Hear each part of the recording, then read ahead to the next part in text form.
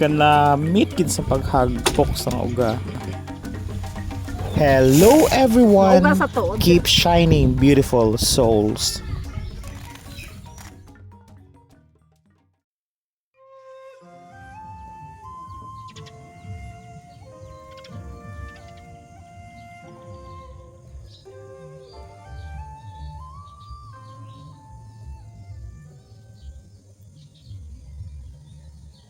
Beheri kubo, kahit monte, engelem and dodo.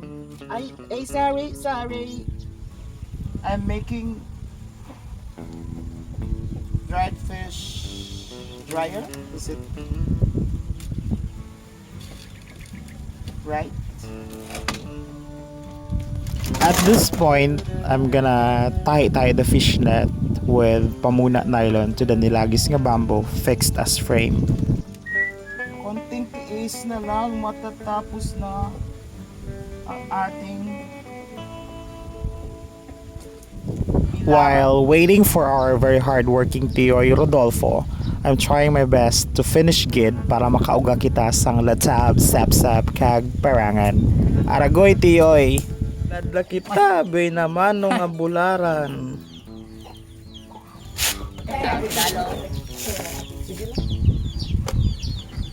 Ayan o, buhay na buhay pa. Lagi kaming may isda. This is Panyang. You will see her soon. And I will just leave it to her to make him biss the fish. Dried salted fish are traditional products locally known here in the Philippines as tuyo.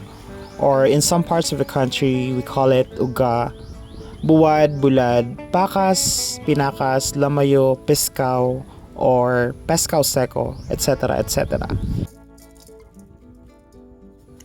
Consumed for taste, nutritional value, much beneficial for our health, but there are some cons too if not done traditionally by just using salt or just plain seawater. Some studies say the popular delicacy may be hazardous for human consumption. This is because the substance used to preserve the fish can be highly toxic. Some fish traders use formaldehyde as preservative to benefit commercially. wow. Let's pick kalabasa danay for us to, prepare for sumptuous meal for lunch. This is the kalabasa that we planted 60 days ago. Thank you, Lord. Mangaon kita ibos. This will be our afternoon snacks. This is a glutinous rice wrapped in young coconut leaves and boiled 1,000 years in coconut milk. The affordability of dried fish have always played an essential role in Filipino diet, labi na gid sa amon nga mga marginalized sectors of the population. Importante gid ang pag-uga to avoid spoilage or pag-usik sang isda. Sun drying is done to remove water from the fish and is also one of the oldest and simplest methods of preserving. Dried fish industry plays an important role sa aton pangabuhi. The product is acceptable to all income groups and has a high export potential.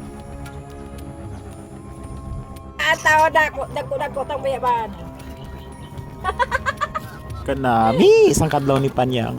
I have traveled almost everywhere in the country, halin sa Luzon, pakadto Visayas, hasta Mindanao. Even as far as Sibuto sa Tangkayan, Tawi-Tawi.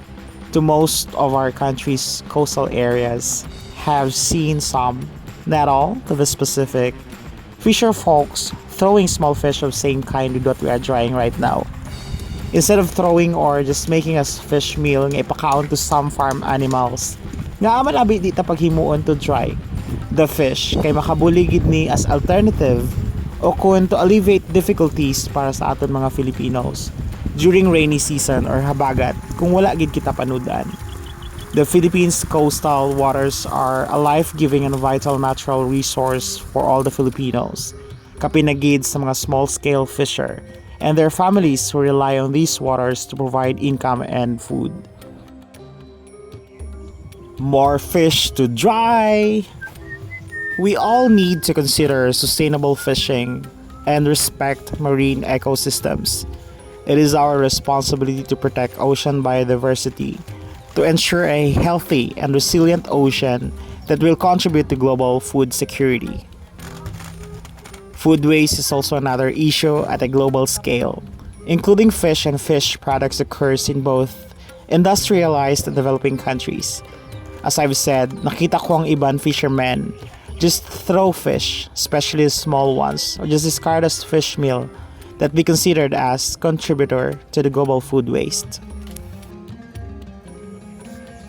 I'm trying to make my small contribution to a better society. With our green advocacy, planting mangroves is very important and will continue to influence more people to do the same. In this way, we may be able to protect livelihoods and communities that depend on fishing and seafood. It is important to remember that each drop in the bucket counts. No contribution is more or less. We are all here for a purpose, to make a difference.